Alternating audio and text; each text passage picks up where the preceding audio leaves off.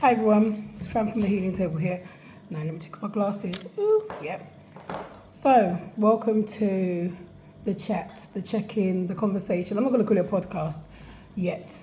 No, I'm going to call it a podcast. Who knows? So this is me walking in what I said.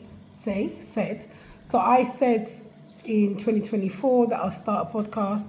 Anyway, that didn't happen. Then I thought there's so many podcasts out there that do people need to hear my voice? Do you really need to? I want to hear my voice.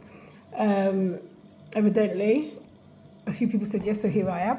Here I am. So, who am I? I'm Francesca Pinamang. What is the Healing Table? The Healing Table is a safe space where we come, we talk, we communicate, we embrace one another's lived experiences, and we try to debunk negativity. So I'm not going to do any bloopers. I'm going to keep going. So whatever you get is what you get. So my main aim for this is to bring people together and people to understand everybody else's experiences. You don't have to understand them, but you have to acknowledge how other people feel. I've got loads of different topics. Main topics will be for us how to just, live life and live life to the fullest till the day comes and, we leave this earth. I'm a therapist. I deal with children, adults, young adults, cross-board. I used to do couples counselling. I stopped doing that because it's wild and it just wasn't a bit of me. I believe that every couple should have separate counselling, then come back together. I do take notes. I love notes. I love journaling. But my main aim for this channel is to just, have a conversation. We've got loads of topics coming up. My first topic will be co-parenting, and that will be on Wednesday. And when I say co-parenting, it's not the highlight of what co-parenting is, because everybody knows what co-parenting stands for. A lot of people are co-parenting, but either the co is not co-ing and the parent is not parenting, or the other way around.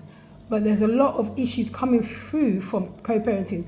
I'll use Christmas as an example. So last Christmas, we had a few childline phone calls.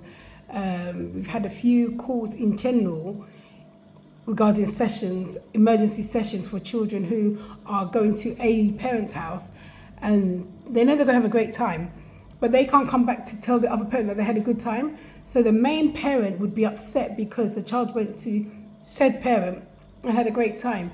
So it's like you've got four different truths. You've got the child's truth, mum's truth, dad's truth, the actual truth.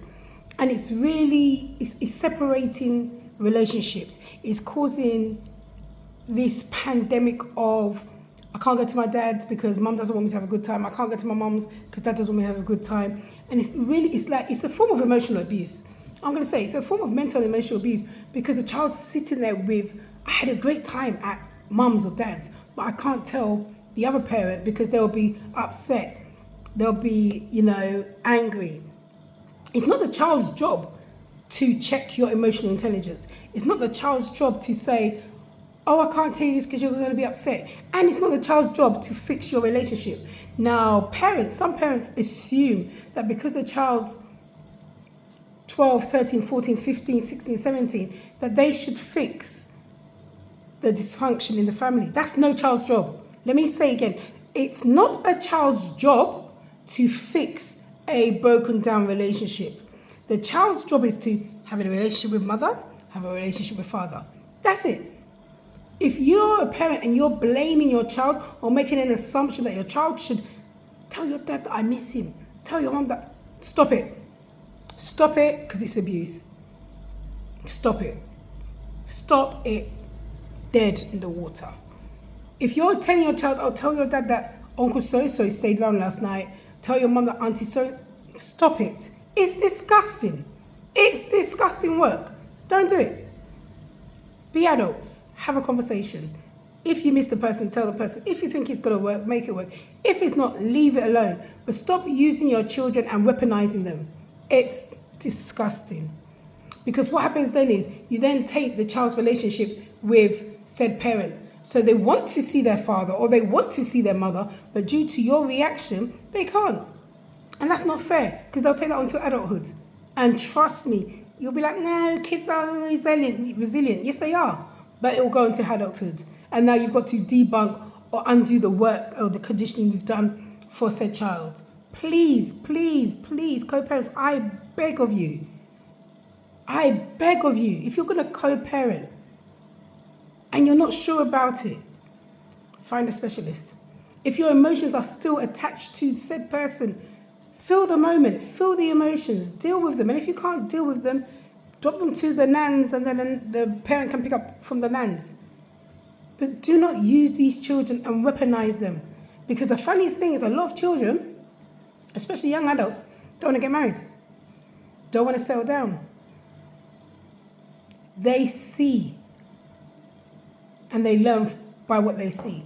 Now, I'm saying this and I am a solo mother. But there's things I've put in place where I have good male role models who will go to a football match because I'm cold, I'm not doing it. Or can go and do parents' evening because what they're talking about is sports related. And I haven't got the foggiest about what they're talking about. Because sometimes, again, mothers, there's no shame in asking a male friend, dad, uncle, to support you in a role that you can't fulfill. And I'll use a great example. One day my son was playing football. I went to the football match. I was cold. I was like, what is he even playing? I don't even know. Centre, mid, he's kicking a ball. I just wanted to go home and cook Sunday dinner. His godfather called me and goes, I'm on my way. I was like, yes. This man crossed the field like he was Shaft. Exaggerating, but you know what I mean. Came in, gave me my keys, said, go home, I'll finish the match.